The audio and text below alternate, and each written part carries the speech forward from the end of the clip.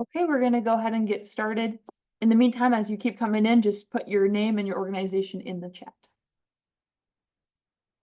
We are recording this echo session. If you do not wish to be recorded, please disconnect from this session. This is a participation community of practice. We really love hearing everyone's thoughts and chiming in throughout the session. So for our schedule today, we will start with a panel on transitioning from early intervention to preschool, and that'll be from around 1 to 2. And then from 2 to 2:30, we will have our small group discussion, and then our community of practice where we will come back into big group and share what we learned in the small group. We ask that you protect individual privacy. If you're sharing any information about another person or child, please de-identify any names, emails, addresses, any examples and situations. It would be great if you could rename your Zoom profile to your name and your organization. And here's some instructions on how to do that. And throughout the session, if you have any questions, you are welcome to raise your hand, or you can type any questions you have into the chat. Me and Faustine will be monitoring the chat and making sure that everyone's questions and comments are shared. And you can also just go off mute if you feel comfortable with that. You will get a certificate of attendance from participating today. The only thing you need to do to get that is to fill out the feedback survey, and we will get the certificate emailed to you. So the link for the survey will be provided throughout and at the end of this echo session, and we will also send up a follow-up email with that link as well if you weren't able to grab it during the session. We have a Canvas page and website, so we have a lot of past sessions, and this session we will also have this video up on our Canvas page and our website. If you have any troubles accessing that, you can email Faustine at f.sagany@usu.edu. Our next session will be March 24th from 1 to 2:30, and this will be all about transitioning to kindergarten. So if you know of anyone who you feel this would be useful for, please feel free to share this echo session with them. So our session presenters today, we have Mandy Zeschke, we have Jacque Alderete, and Cherice Mendez. And we're super excited to have them here. They all have a great perspectives on early intervention and preschool. And this session will be moderated by Sue Olsen. And I'll let them give a little bit of a better introduction to themselves. But thank you all for being here for transitioning from early intervention to preschool. And with that, I will turn the time over to Sue. All right. Hi. It's good to see everybody. I'm going to see if I can manage to share screens correctly. So as Hannah indicated, we are going to be talking about, we've been talking about transition during these last sessions since I think December. And today it really is on that transition between early intervention part C and to preschool part B. And I've asked people who I admire and have been working in early intervention for a lot of years and have like hands-on experience. And as well as I'm sure many of you who are attending are also familiar with early intervention. And so as we move forward into this presentation, we would love to have additional thoughts and input. So we're going to answer questions from our perspective, but there are a lot of different perspectives. And we would love you to raise your hand and ask to share additional comments to the questions. We ask you to put any questions in the chat where you are like, I've just been wondering about this. So put those in there, or again, you're welcome to raise your hand and Hannah will be monitoring those and invite you to unmute and ask your questions. So we want it to be interactive. We want it to be informative. So please help us, join us and do that. So let's see, got to get to the right screen. Well, maybe, there we go. All right, so I'm just going to ask each of our panelists to introduce themselves. Mandy, would you introduce yourself and share about your long history in early intervention and role as a director? Sue, you make me feel old. Well, no, because see, I can do that because I'm so much older.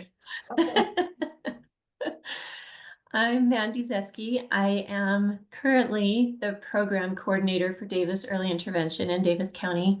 I've been in this position since 2011. I have worked in early intervention since 2000. Since 1999. I started in 1999 and love it. I worked as a speech therapist for all those years up until I changed.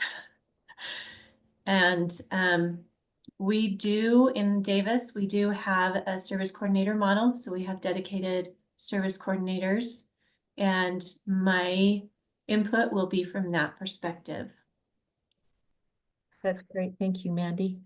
So Jacque, again, you've had a lot of different roles. I had the honor of working with Jacque in the Up to 3 program, and tell us a little about yourself. Sure. Thanks for the invitation, Sue. My name is Jacque Alderete. Like Sue said, I work in the Up to 3 Early Intervention program in Logan. Like Mandy, we also have a dedicated service coordinator model here. So we may have similar thoughts and insights about transition. The transition is a big part of what I do as a service coordinator. I have been working at Up to 3 since I think 2014. Solely as a service coordinator. I've done a couple different things over the years too, but primarily service coordination. I'm bilingual. I'm fluent in Spanish, so I also understand the cultural differences with at least the Latino population, and strive to understand many different cultures as we work with them. My background is in child development and family relationships. I have a bachelor's and master's degree, both here from Utah State. I don't know what else to say. Is that good? That's Okay, great. Thank perfect. you. All right, and our third not finalist, but panelist is Cherice Mendez from DDI Vantage. Cherice, would you share a little bit about yourself? So I have a degree in marriage, family, human development, and I have been working at DDI Vantage for 15 years. I started out as a service coordinator. We also have a dedicated family service coordinator model as well. So I started out as a family service coordinator and then became a child development specialist, then was put into more leadership positions, and now I'm the assistant program coordinator. So I have the background of both the child provider as well as the family service coordinator and supervisor. So those are the perspectives that I have to offer. That's great. So also for people that I see on the screen who may not be familiar, so Mandy, it serves Davis School District, correct, Mandy? And your program size is about? We have around 500 kids. Okay, great. And Jacque, Up to 3 serves Cache, Rich, and Box Elder counties. And do you have a guesstimate of the size of Up to 3? I think it's gone down in the last year, but we hover usually around 350 to 400, but I think it's a little on the lower end of 350. Okay, great. And Cherice, 400. I think Kurt's poking in, so thanks, Kurt. Cherice, DDI Vantage is our largest program in Utah, so share a little bit about that. Yeah, so we serve the Granite School District, Salt Lake School District, Murray School District, and then also Duchesne and Tooele School Districts. So, and we have numbers are lower. So right now we're about 1,200 kids, and usually it's up to 1,500. So we see a lot of children.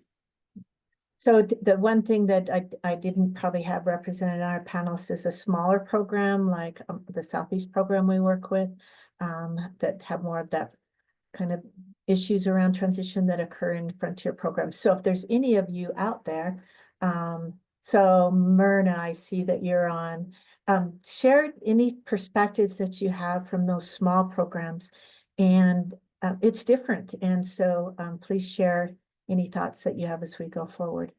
So for our panelists, this is just one or all 3 of you chime in. Please describe in a nutshell what transition from Part C, early intervention, to Part B, preschool is.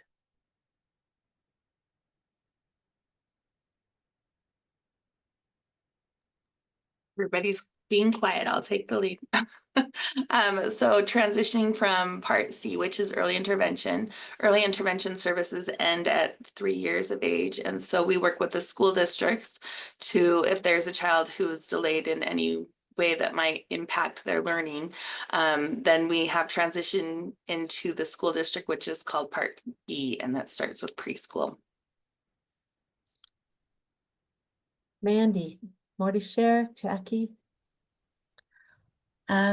Just a little bit of additional information. That process starts at 27 months when we share information with the preschool, the receiving preschool program, just about the child, name, birth date, where they live. And it also includes a transition conference at least 3 months before the 3rd birthday, which is an opportunity for the family to gather more information about the preschool program, schedule an opportunity for eligibility testing, since preschool eligibility is different than early intervention eligibility, and also that eligibility meeting or discussion all before the child turns 3. Great, great, thank you. Jacque, throw in a little bit about family-centeredness of that transition, and you can, yeah, just a little bit about that. Yeah, our role as providers, I guess, is to help support that family through to understand what that process looks like and the things that we're required to do, including everything that Mandy and Cherice just talked about. But we're also supposed to be focusing in on the things that are important to them, understanding that child and their needs, so that we can help to guide that conversation through maybe outside resources or what is available through the school district after the child turns 3. Great. Thank you so much. So as I mentioned, please, so this is how I keep everybody engaged. I'm going to do some call outs and ask people to read the questions that come up on the screen. I was going to put them in the chat, but that gets too complicated. So I'm going to just switch between my screens, and I might say, Jody, would you read this question? So I'm bad this way, but I like to engage with all of the people who are involved. So our first participatory activity right now is on the screen. There's a QR code. And if you'll take just a minute and scan that QR code, if you have the ability, and it wants you to share 1 to 3 words that help talk about what is transition for a child, what is transition for a family. So and you can add up to 5 words if you'd like, but share what you think transition is like for children, for families, for Part C, for Part B.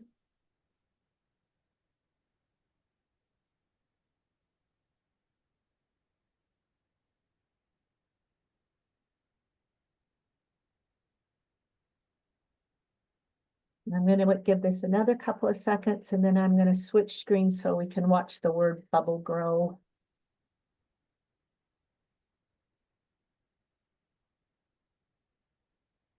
Whoops.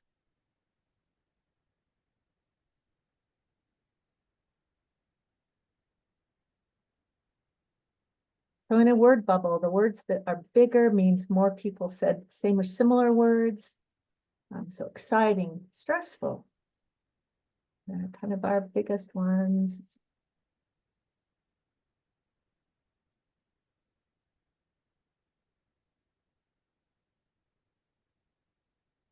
I like it from family to classroom. That is one of the big differences in our systems. It can be confusing.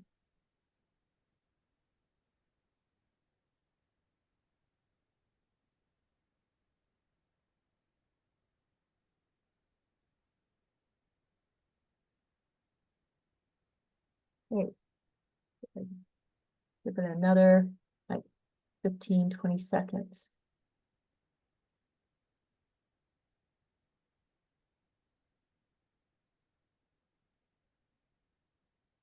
Oh, big kid milestones. I like that. It is true.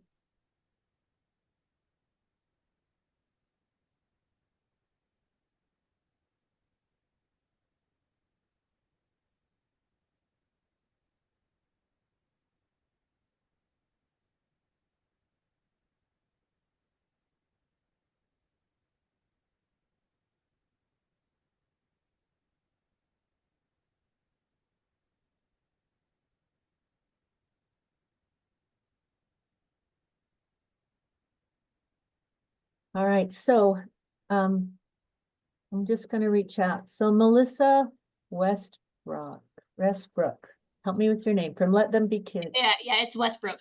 Westbrook. So Yep. pick one word that you shared and kind of give us a little context for that word. Well, I mean, I think potty training is one of mine because I think that's a big thing. And I think kids are getting potty trained after. But I mean, I had some of the other ones like growing up because I think it's transitioning from they're kind of like I think even two it's just babies and they have a lot more once they turn 3. That they're getting bigger, they get more opportunities and more things that they're doing. Great, that is true. Okay, I'm gonna pick one other person to like share on their words. Alondra. So one of the words I picked, I think, was stressful. And what? I think there's multiple capacities that this can, I guess, articulate to the child. Lots of changes with achieving those developmental milestones, getting the support they need. Parents not even knowing like where to get the support or who to reach out to. Toddlers are difficult as is, and so if there are some challenges that parents are having a little bit of difficulty identifying how to support them, multiple things can come up on their plate, and it's really hard to have toddlers. Very good. But all of those things for one family or another is very true. All right, I'm going to stop share screen so I can get back to my other slide.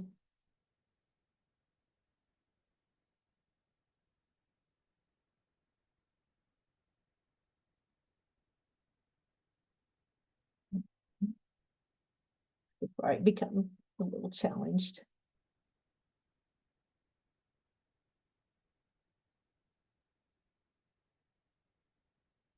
Okay. All right. So our first kind of topic we're going to talk about is what does Part C early intervention do to help prepare for transition for a child at age 3? And so I'm going to ask Melanie Johnson to read our first question. What does Part C early intervention do to help prepare for transition for a child at age 3? And then down below it says, ask Mandy. So read the Mandy question. How can families best prepare for transition from Part C to Part B? So participation in the home visits and in the transition conference is really a good way to start. We help the family come up with a goal that will help their child prepare for transition or for participation in a preschool classroom. For instance, if the kiddo struggles with communication, then maybe we want them to be understood by unfamiliar listeners. If they struggle with transitioning, we might want them to be able to focus on an adult selected task for a certain number of minutes. And that goal is also added to the IFSP, and we're able to start working on that with the family during that transition process so that they can gather some information, do some practice with their child. Also bringing their children to community activities, library story time,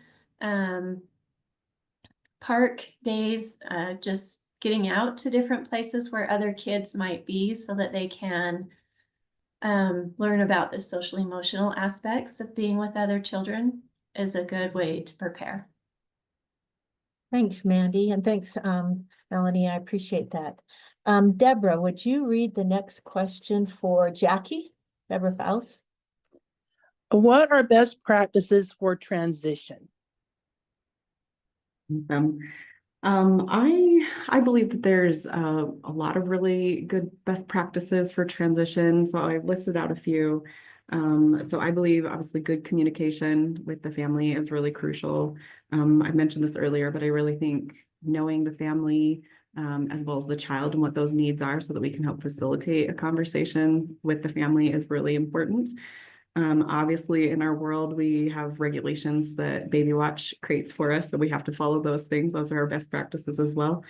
I also believe just more subtle skills, like just taking enough time, like scheduling enough time with a family so that it's not a rushed conversation. And also the soft skill of just listening to the family and understanding how to reflect back what they're sharing with us are some of the best practices that we should use in transition. Thanks, Jacque. And thanks, Deborah. I appreciate that. All right, next question. Elma Thomas, would you read the next question for Cherice?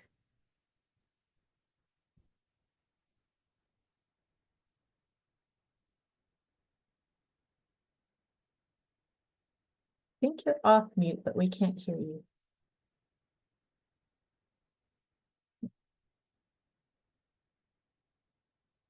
Give me a thumbs down if you're talking and we can't hear you. Okay, can you hear me now? There we go. Great. Okay. Cherice, what are the key differences between IDEA Part C and Part B services? For me, one of the biggest differences between Part C and Part B services is the location where they're delivered at. So for Part C services, most of those services take place in the home and they're directed by the parents and the providers. They're teaching them different strategies to use in their home. Whereas when you go to Part B services, they're in a classroom and the teacher is there, and then they have a different therapist come in the classroom a couple of times a month or a week, depending on what those services would be. But that's one of the biggest differences between Part C and Part B. Another difference is in the home for Part C, we do individualized family service plans. So we focus on family goals and things that the family needs to work on to help the child, and to really focus on the child themselves. And Part B services has an individualized education plan. So their plan is more geared towards helping the child be successful in the school environment. I think those are the two key things that are brought out to my mind right off the bat. Thank you both. I appreciate that. All right, I'm going to switch to a different question. So the big umbrella question is, what does Part C, the sender, and the Part B, the receiver, need to do to have a seamless transition process? So, Jody, would you read the first question for Jacque? Sure. How do cultural and linguistic differences impact the transition process, and what strategies can be used to address these challenges? Thank you. I feel like this is a big question. Yeah. If any of you have worked with families that are not from our dominant Caucasian culture, if you're a part of that culture, then there can be some barriers that come into place, even if you speak that language that other family speaks. But we have families all up and down our state that are from all sorts of various cultures and speak different languages, and so. And I feel like I have an advantage because I am bilingual in Spanish, and that is a big portion of the cultural differences in families that we work with. But even with that, even though I'm fluent in their language, I think the things that I've noticed over the years of communicating with families from different cultures where there are linguistic differences, I think understanding that transition in general to like working with our programs, as well as transitioning to the school district and just understanding the special education world, I feel like is actually its own foreign language. Even if they are fluent in English and understand everything that we're telling them, it really still is a foreign language. And so, or if I'm translating things into their language, like I still need to really simplify things down so that they understand things. I also really strive to, again, practice having enough time to explain things thoroughly to them, see if they understand. If I'm talking too fast or over their head, then I'm going to lose them, and that's not the goal. We're supposed to be supporting the family. And so like patience is crucial, I think, when we're working with families that come from different cultures or there's linguistic challenges.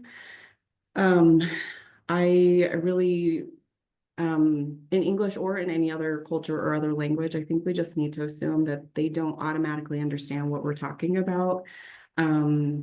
Because back to my point of, I feel like transition and working in the special education world is its own foreign language. And I feel like it's our job to competently explain it to them so that they can understand it to whatever level that they need to understand that. So my big takeaway, my big strategy, I think, is just to keep it so simple, give them the information that they need so that they come away feeling like, okay, I get this, and they can move forward with confidence. Great, thanks so much, Jacque. All right, and Jody, thank you. Let's see, the next question, Chelsea Oakes. So Chelsea, if you were here last month, shared with us the perspective from Part B, and she's from the State Board of Education, 619 coordinator. So Chelsea, what would you read the question for Cherice? Yes, how do programs ensure a seamless transition for children and their families? And so, like Mandy mentioned at the beginning, there are different steps that Part C has to help prepare families for it. Even if the baby is entering as a brand new infant, something that we often will discuss is that by the time they turn 3, a child will be transferring out of our program. So you kind of are preparing them from the beginning, that early intervention services at the age of 3. And then also we have a variety of discussions take place. One discussion happens at or between 20 to 27 months, where we discuss the option of having their information sent to the school district so that they can prepare for a transition meeting and or have testing to see if they would like to. And so at that time, you're also discussing what transition looks like, what it would mean for the family. And so they get to decide if they'd like to have their records sent to the school or if they would opt out for different things, maybe things like maybe private preschool or public preschool, or a lot of families think their child is too young to go to school at that age anyway, and so they would prefer waiting. So there's just different options that you offer them. And then at 27 months, if the family has decided that they did want their information sent to the school district, then you're helping set up a transition discussion with the school district so that the school district can answer the questions that they have, and you can prepare them with making sure that they ask the school district the right questions to be prepared for that. And then before they turn 34 months, before they're 33 months, they need to have a transition meeting with the school district. So at 33 months, and usually before, it is recommended before that, they have a transition meeting with the school district so they can ask those specific questions.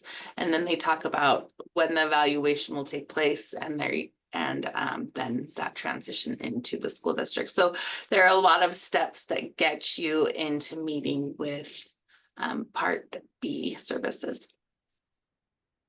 Great, thank you, Cherice. And the last question here, Myrna, would you mind reading this for Mandy?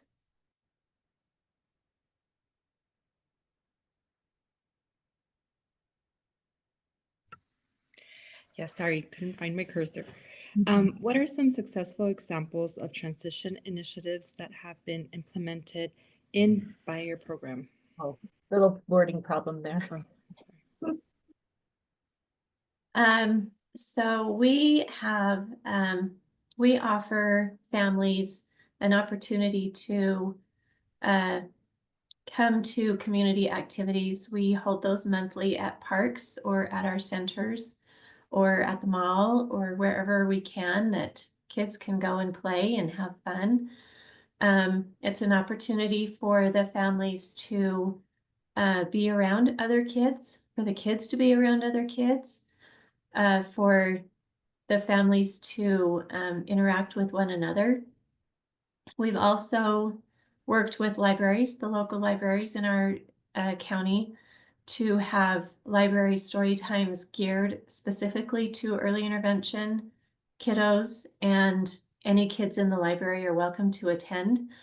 They're very interactive. They offer a lot of opportunities for transitioning, for following directions of an unfamiliar adult.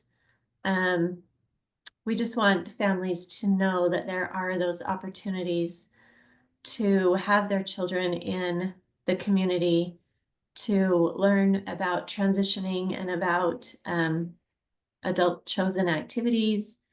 And then we also, in the home visits, we are working on those goals to help the child prepare for transitioning to preschool.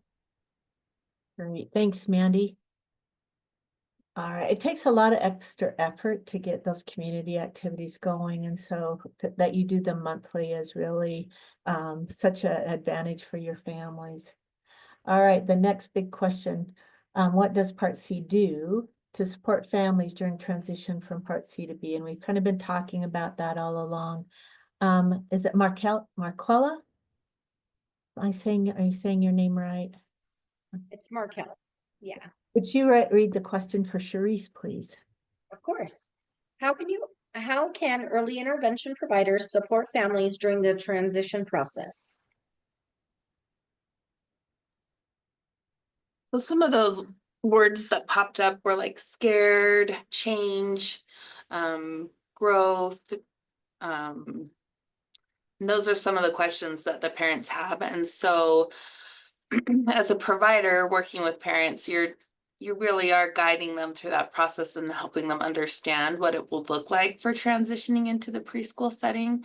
And you're there to be a buffer so that you have the ability to answer their questions to help take away their concern. And so I know that we have specific meetings that we for sure discuss transitioning with that is documented thoroughly, but we also have conversations with families and make sure that they know that we are there to support them. Sometimes they might want to go on a tour of a daycare or a preschool, and we can attend that with them. Or maybe they are interested in early Head Start, and we can help facilitate that arrangement with them as well. So it really is just a time for providers to continue to help guide the parents and advocate for their children, as that is what one of our main goals is, to help parents advocate for their children. So we just help hold their hand along the way so that they feel comfortable. Great, thank you, Cherice, that's great. Tara, would you mind reading the next question for us for Mandy? Oh, you're on mute. Yes, I'll figure this out. Mandy, what resources are available to help families navigate the transition? So there are a lot of resources, and it really just depends on the family and their comfort level. But number one, I think their service provider, usually they're pretty comfortable with their service provider and willing to ask questions. You know, those questions come up after the transition conference, and the service providers are still coming out to their home to work with the family and the child. So a lot of times they ask those questions of them. And so our service providers are aware of what preschool looks like, who they can contact if they have specific questions in the preschool program. The service coordinators are also available to answer questions. We make sure that our families have contact information for them, as well as the transition coordinators for the preschool program. At the end of the transition conference, we make sure that the families have contact information for all of those people. We also refer to Utah Parent Center often if the families want additional support, and Utah Parent Center has a training on that transition process that's available. They can also meet with the family and answer questions, or help the family know where to look to get those answers that they're searching for. So those are all good resources. We also work closely with Help Me Grow, especially for families who are not interested in moving on to the preschool program, or have exited before that transition. Great, thanks, Mandy. I appreciate that. All right, and let's see. Elma, would you mind reading the question for Jacque? Oh, I think I picked on you twice now, but you're right in the middle of my screen. All right, for Jacque, what are the most common challenges faced during this transition and how can they be mitigated? Thank you. I think for every family it's a little bit different, but I think in general, I think most families, I think the biggest challenge, I think you guys figured it out with your the word bubble that we did at the beginning, is I think the change between our program, our services, and a new program and new services. It's a whole new team.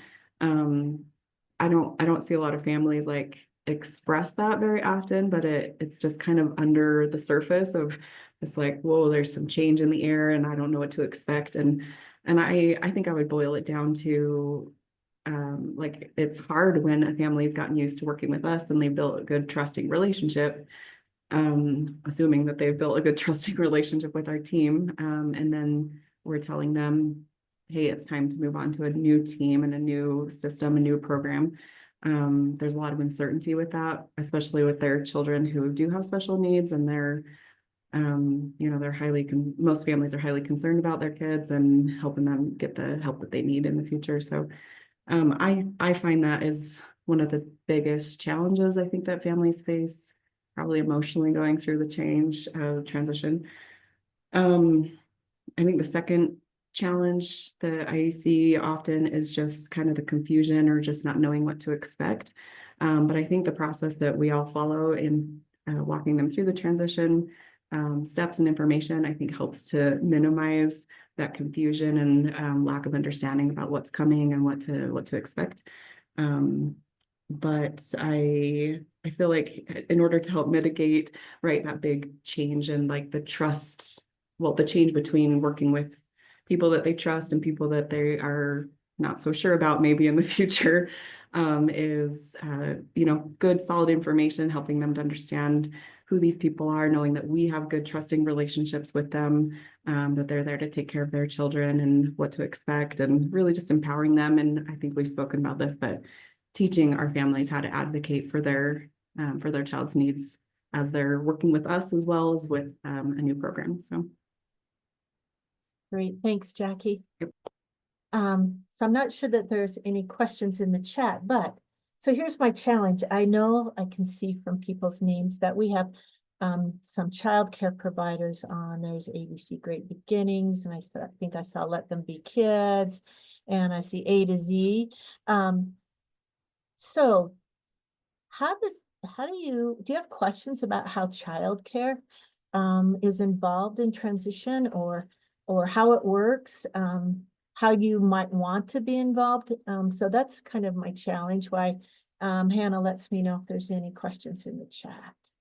And if you do have just raise your hand and unmute and ask the question. Hey, Sue, there's one thing that I think that was forgotten kind of. When I was initially beginning as an FSC, I was kind of always intimidated or thought parents might not really be interested in Part B services if they knew that it meant special education classes. And so I would sometimes be hesitant about speaking to the parent. And then as I got more wisdom and knowledge and knowing how that helps their child, it's helpful for parents to know if you have an IEP, that means your child would get special help and attention that they need. It means if they need a speech therapist in the classroom, that a speech therapist is going to be able to help them. And if you go to other resources besides Part B services, they are not required to give you those services. But if you do Part B services, then you will have you will have specialists coming into your classroom working specifically with your child. So it's an advantage for you to be able to have your child get this help if they need it. And sometimes I think that is a missed opportunity to help parents understand, like if your child needs extra support, Part B services is the best place to start. And that also, really, if they need it at this age, then it's better to get it younger while before any problems really exist in school than waiting until problems exist in the school system. And so that's something to really focus on, that they can have physical therapists coming in the classroom or occupational therapists, or they can have speech language pathologists working with them. As long as it is something that impacts their education, then they can have those services. So I just wanted to add that. Nice. Thank you for picking up on that piece. Okay. Can I ask a question? Uh-huh. I would just like to know what advice you guys have for private childcare providers on how we can best support families and children through this transition. Great question. Any of you guys?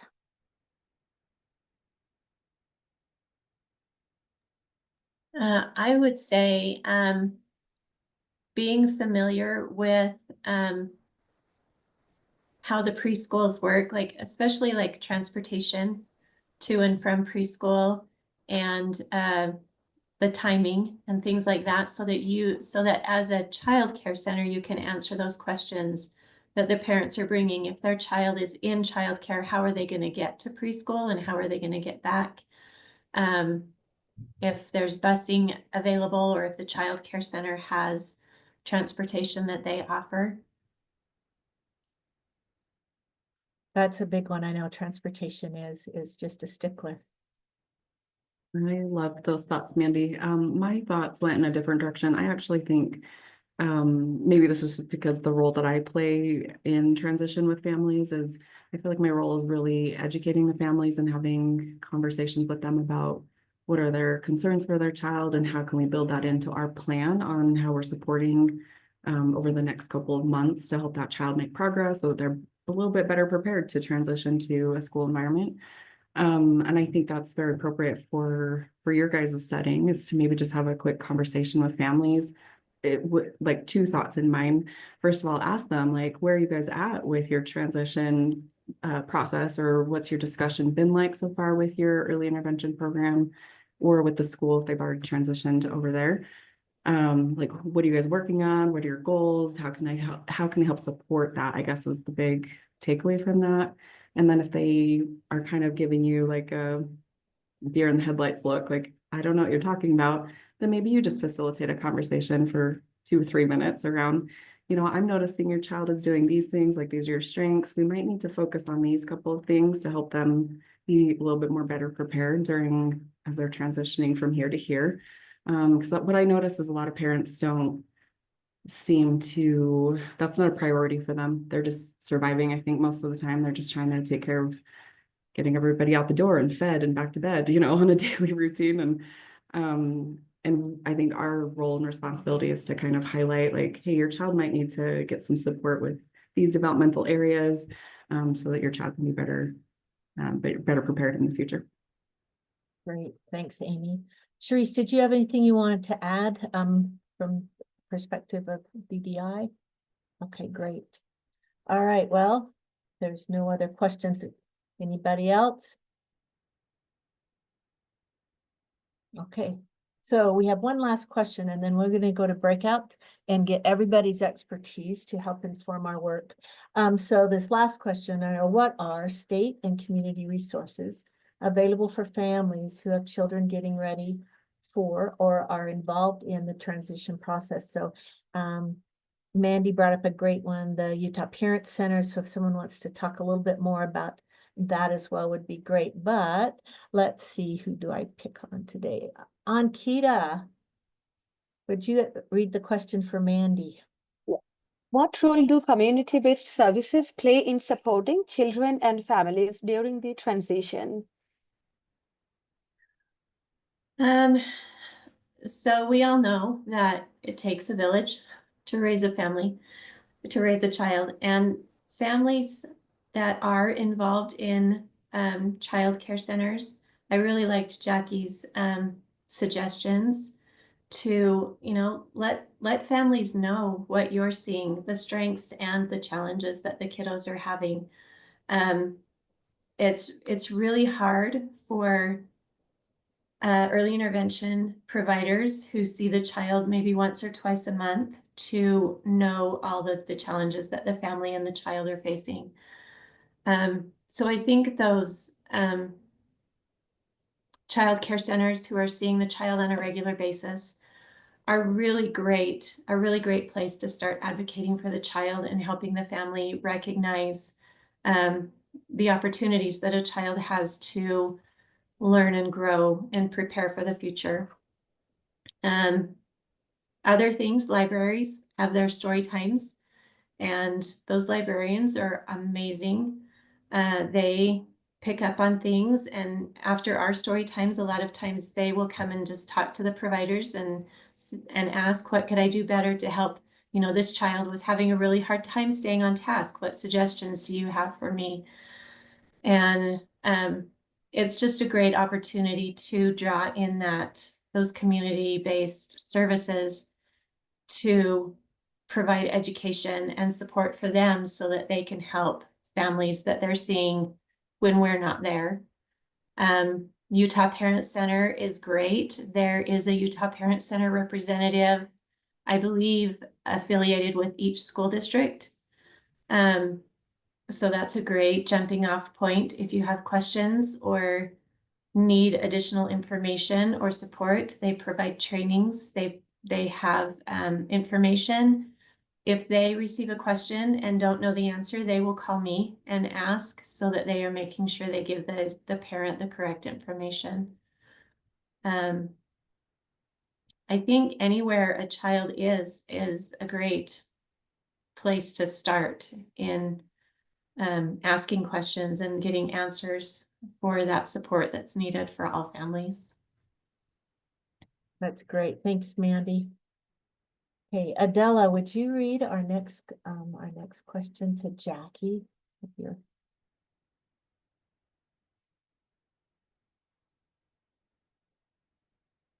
Again, it's your picture starts, so I'm not sure that you're there, but if you're able to, Adela. Ah, I see you.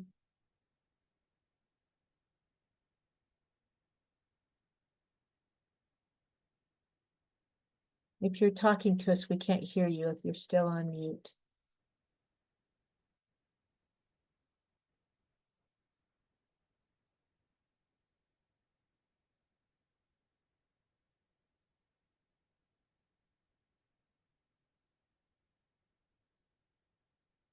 Give me a thumbs down if you want me to select somebody else.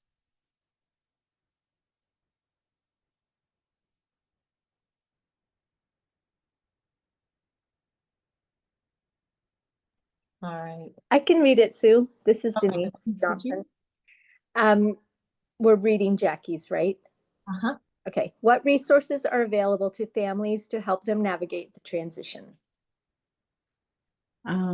Great question. I think we've talked, I think we've covered a lot of different resources that are available throughout our discussion today. So just to recap, we've talked about the Utah Parent Center. They have a ton of resources on their website. The Help Me Grow Utah program, they're not specifically there for transition, but they can be a piece of the transition puzzle if that would be supportive for families. Obviously, I think the early intervention programs are super, super crucial through navigating that transition process. And then, I mean, I think those are the main ones. And then, you know, community programs that families may be involved in, including Head Start or daycare, things like that can be supportive.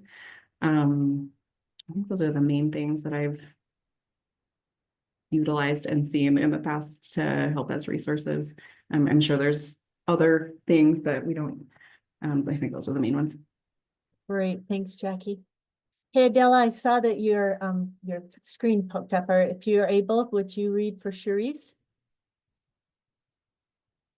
Hi, yes. Besides early intervention, what are the support for families during transition process? Thank you. Welcome. So besides early intervention, other supports for families include like preparing a child to be left with someone else other than the parent in a learning environment. So it could be some of the things that Mandy's talked about library time or music classes or gymnastics classes or whatever type of classes sometimes parents put their kids in. Also, there might be a church class that a child attends before they turn 3 and going into that. But helping a child be able to sit in a setting that has direction and where they need to follow instructions is going to be helpful for a child who is transitioning into a preschool type setting.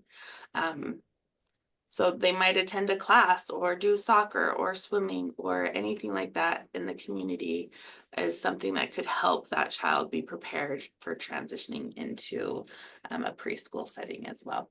And families at home also can be helpful by engaging with them and reading stories with them and working on letters and alphabets and singing songs with them. So you know, the curriculum of a preschool is still pretty fun and going into centers to learning different activities. So anything that facilitates a similar structure is going to be beneficial for a child who is going to be transitioning.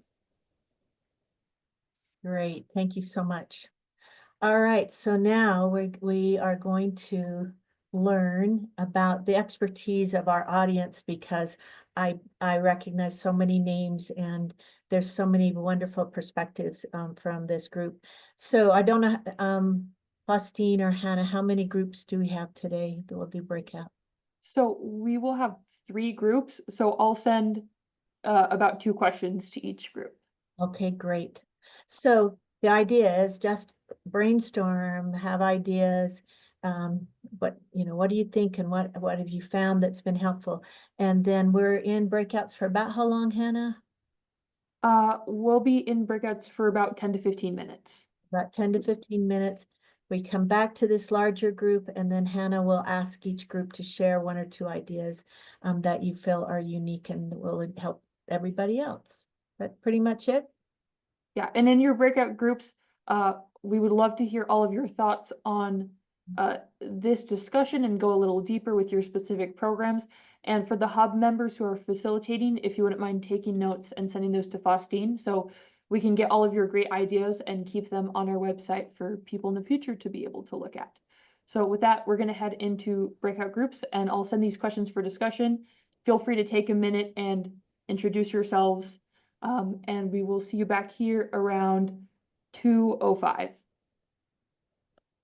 Great. Thank you.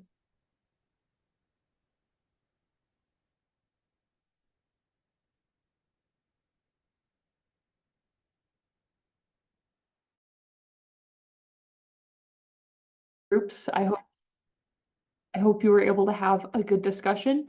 And just for our last couple of minutes, we'll just share a couple of insights from each group on what you discussed. So we'll start with Amy and Ankita's group. Yes, so in our group, we were mostly private childcare and we had Rihanna, am I saying your name correctly? Rihanna in there. So we were lucky to just like question her on all of the things. So we kind of looked at it from the perspective of, you know, this family-centered coaching. Well, if they're coming into childcare and they're coaching us as the provider, what does that look like? And how do we use those skills that we're taught to build the capacity of the child throughout the visits? So that was an awesome conversation for us to think of. We're the ones with the children for a big chunk of the day that it really is supporting a childcare facility to increase their skills and their capacity by having the support of the EI practitioner come and train them. Absolutely. Thank you, Amy. And then Chelsea and Tara. I'll go just so I can share the notes. Our group talked a lot about the resources available and they kind of were all over the place from supports that can be just from preschool open houses, informing families about community resources like Help Me Grow, Care About Childcare, the Department of Health and Human Services, Office of Childcare, hospitals, private providers, even just simply calling 211, getting resources that way. And then the importance of, having families invited into preschools for tours and what supplies they might need, even just backpacks and that sort of stuff. And Melanie was in our group. She had a perspective of a student getting to observe a transition exit kind of meeting from Part C to Part B services. And she said that there were lots of ideas of how to prepare the family for the process, again, asking what supports were needed for them to help them understand. It can be heavy with jargon, as we know, so just making sure we clarify with parents and helping them to understand what supports are available for their child.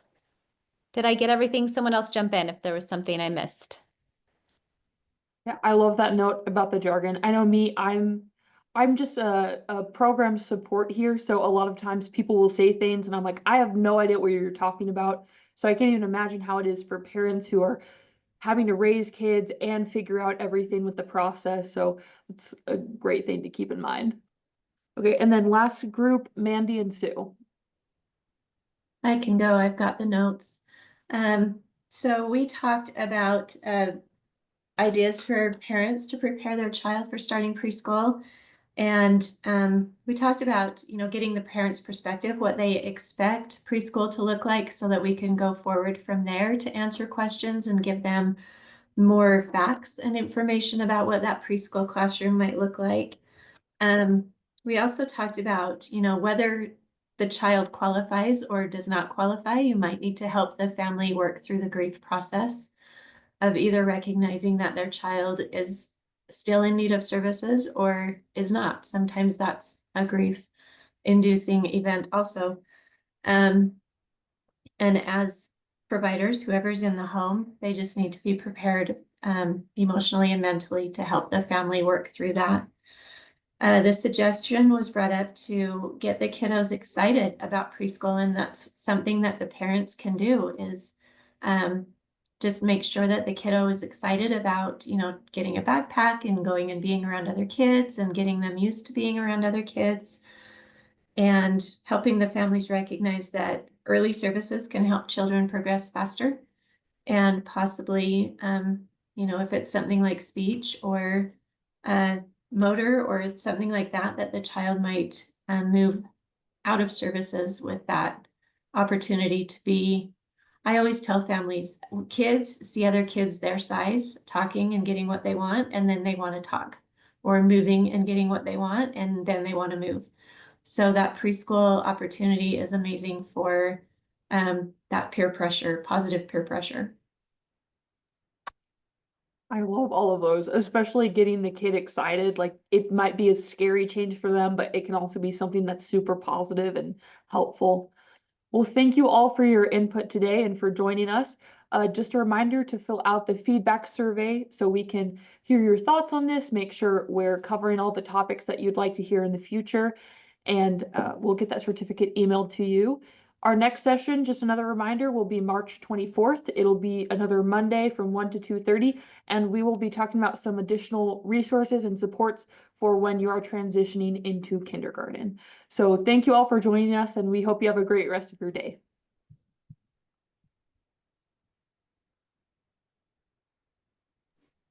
Thank you.